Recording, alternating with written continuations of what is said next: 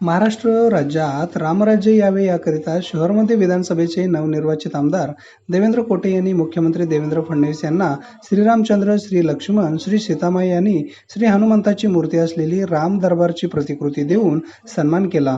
यावेळी महाराष्ट्राच्या मुख्यमंत्रीपदासाठी मुख्यमंत्री देवेंद्र फडणवीस यांचे आमदार देवेंद्र कोटे यांनी मुंबई येथे अभिनंदन केले। यावेळी आमदार देवेंद्र कोटे म्हणाले, रामराज्य आणि शिवराज्य म्हणजे जनहिताचे राज्य होते।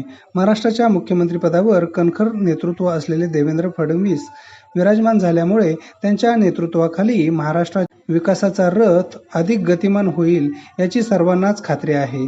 देवेंद्र फडणवीस मुख्यमंत्री झाल्यामुळे महाराष्ट्रातील कोट्यावधी जनतेला मनस्वी आनंद झालेला आहे।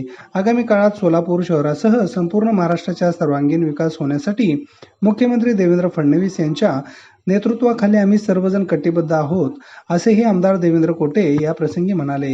यावेळी केंद्रीय सहकार आणि नागरी विमान वाहतूक राज्यमंत्री मुरलीधर मोहोळ, भाजपाचे ज्येष्ठ नेते गिरीश महाजन, आमदार शिवेंद्रराजे भोसले, आमदार आणि भाजपा जिल्हाध्यक्ष सचिन कल्याण शेट्टी, आमदार नितेश राणे, प्रवीण दरेकर, संभाजी पाटील निलंगेकर, सोलापूर महानगरपालिकेचे माजी स्थायी समिती सभापती विनायक कोंड्याल, माजी नगरसेवक गुरुशांत दुत्तरगावकर, रमेश यन्नम, प्रदीप पाटील, सूरज चव्हाण, सिद्धेश्वर कमटम, जहेद बेलीफ, सागर भोसले, विनोद पवार, पवन खांडेकर, आकाश भोसले, भोजराज माने आदी उपस्थित होते।